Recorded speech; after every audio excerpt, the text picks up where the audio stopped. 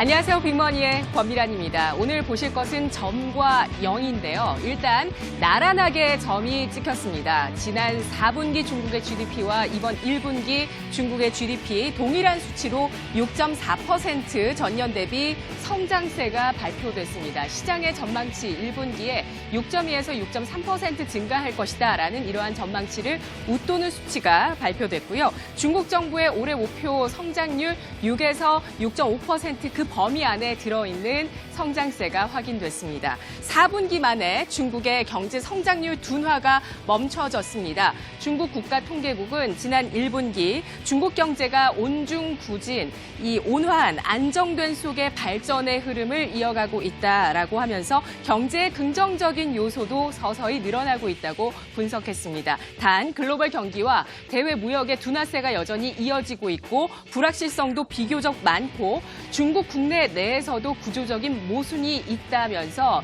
현재 개혁적인 발전의 임무가 막중하다고 전했는데요. 중국 경제 성장률 1분기 6.4% 전망치 상회. 이에 대해서 시장은 실망도 환호도 하지 않습니다. 단지 쉬어갈 뿐이죠. 1분기 내내 중국 주식시장 지수 자체가 30%나 급등했습니다. 이러한 중국 상해 종합지수도. 또 4월 들어서 지금까지 매일매일 쉬지 않고 올라갔었던 코스피 지수도 오늘 숨고르기 장세를 보여주면서 소폭의 하락세를 장중에 기록하고 있는 모습인데요. 우리의 정책과 펀더멘털은 어떨까요? 4월 금융통화위원회가 바로 내일 열립니다. 이 자리에서 금리 동결 예상되고 있고요. 이번 금통위에서 올해 GDP 전망치 하향 여부를 확인하라는 조언이 나오고 있습니다. 토러스 투자증권은 오늘 4월 금통위에서 경제 성장률 전망치를 봐야 한다라는 리포트에서 GDP 성장률 전망치는 미중 관세 협상과 추가 경정 같은 이러한 정책에 대해서 한국은행의 관점을 확인할 수 있는 간접적인 지표다라고 분석했는데요.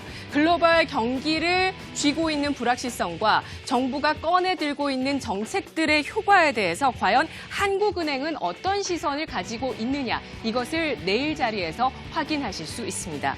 주요 기관별 우리나라 경제 성장률 전망치 살펴보겠습니다. 한국은행이 1월 올해 GDP 성장률 전망치를 기존 2.7%에서 2.6%로 조금 낮춰 잡았고요. 그 이유는 투자 감소에 따른 경기 둔화와 미중 협상 지연에 따른 수출 감소다라고 분석을 했는데요. 토러스 투자증권은 만약에 이번에도 올해 경제 성장률 전망치가 하향 조정된다면 한국은행에서는 추경의 경기 부양 가능성과 수출의 개선 가능성에 대해서 그 가능성을 낮게 보고 있는 것이다, 이렇게 판단을 하고 있습니다. 정부가 추경 예산 편성을 발표했는데 그 규모가 6조 원에서 7조 원 수준이었죠.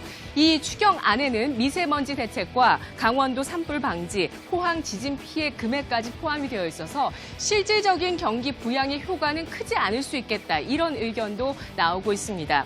토러스 투자증권은 만일 기존의 전망치가 유지가 된다면 경기 부양책과 수출 환경의 개선에 대해서 한국은행에서 보고 있는 것이다. 만일에 하향 조정된다면 시장의 부정적인 시그널로 작용할 수 있겠다, 이러한 전망을 하고 있습니다. 정책과 경기에 대한 고민과 함께 이슈로 떠오르고 있는 것이 바로 리디노미네이션입니다. 현재 화폐 단위의 변경에 대해서 한국은행의 언급이 나왔는데 금통위에서도 이러한 부분들 관전 포인트로 제시되고 있습니다. 3월 말 기획재정위 자리에서 바로 이 자리인데요. 여당에서 화폐 개혁에 대한 질문이 나왔고 이에 대해 이주열 한국은행 총재가 그야말로 논의할 때가 됐다고 생각합니다. 이 연구는 꽤 오래전에 해놓은 게 있습니다라고 발언했습니다. 화폐 개혁 잘만 시행한다면 경기 부양 효과가 있고요.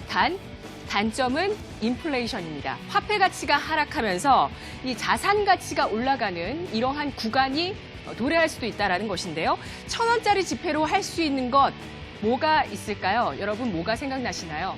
제가 어릴 때만 해도 이 1,000원 한 장 가지고 있으면 어린 마음에 부자가 된 것 같은 그러한 풍성한 마음이 넉넉해지는 그런 기분을 받았었는데요. 그런데 지금은 지하철도 버스도 탈 수 없습니다. 웬만한 과자 한 봉지도 사 먹을 수가 없습니다. 10원, 50원, 100원, 500원의 용도가 사라지고 있습니다. 자, 그렇다면 이 동전이 귀찮아서 현금을 오히려 있어도 꺼내 쓰지 않고 카드를 쓰기까지 하는 요즘 같은 시대, 실제 생활이 이런데 편의성과 물가 때문에 잘 쓰이지도 않는 동전들인데 그렇다면 화폐 단위 끝에 0의 세 자리는 떼어내도 괜찮을까요?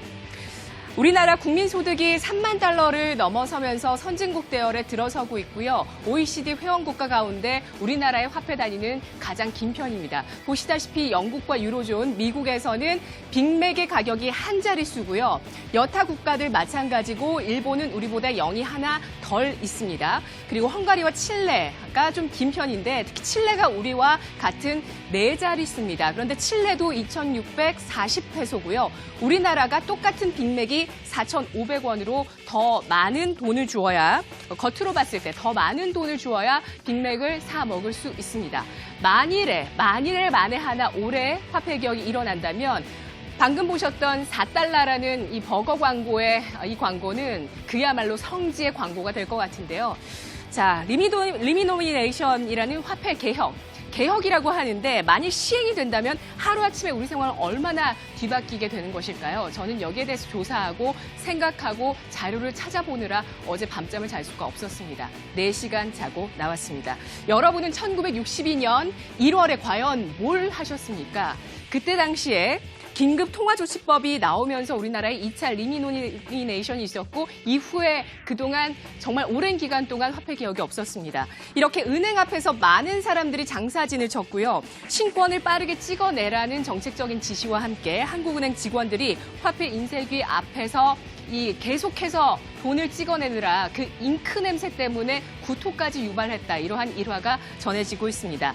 리디노미네이션의 큰 장점과 단점은 명확합니다.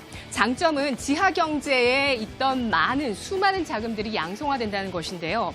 IMF에 따르면 2010년대 우리나라의 GDP 대비 지하경제 비중은 21%, OECD 평균이 15.3% 대비해서 높습니다. 지하경제에 잠들어 있는 돈이 신권으로 교환돼야죠. 왜냐하면 부패는 쓸모가 없으니까요. 양지로 드러나는 효과가 있습니다.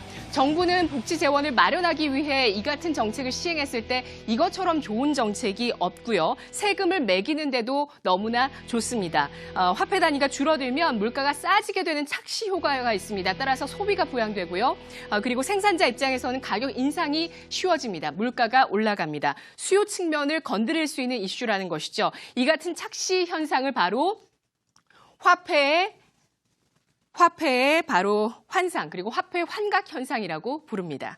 큰 단점은 국민들의 심리적인 저항인데요. 바로 1,000원이 1원이 됐을 경우 내 월급 월 300만 원은 3,000원이 됩니다. 따라서 내 자산에 대한 불안감이 국민들이 높아질 수밖에 없습니다. 이에 따라 이러한 압박감으로 인플레이션을 방어하는 자산 쪽으로 자금의 러쉬가 일어나게 되는데요. 인플레이션 해지 자산은 뭐죠? 바로 부동산과 금, 달러, 그리고 주식 그 가운데도 고배당 줍니다. SK증권은 우리 정부가 아직 이렇다 할 수요를 건드리는 정책, 부양책을 새로 마련하지 못했다라고 판단을 하면서 내수 부양과 인플레이션 그리고 국가 재원의 확대 세 가지 숙제를 한 번에 해소하기 위해서 그러한 방안이 현재 필요한 시기다라고 이야기하고 있는데요. 그러한 방법으로 1차적으로 리디노미네이션이 이야기가 되고 있는 겁니다. 정부 정책의 묘수, 리디노미네이션 그 이상의 것이 나올 수 있는지 함께 지켜보시죠. 이 시각 시장 상황 살펴보도록 하겠습니다. 김도원 아나운서입니다.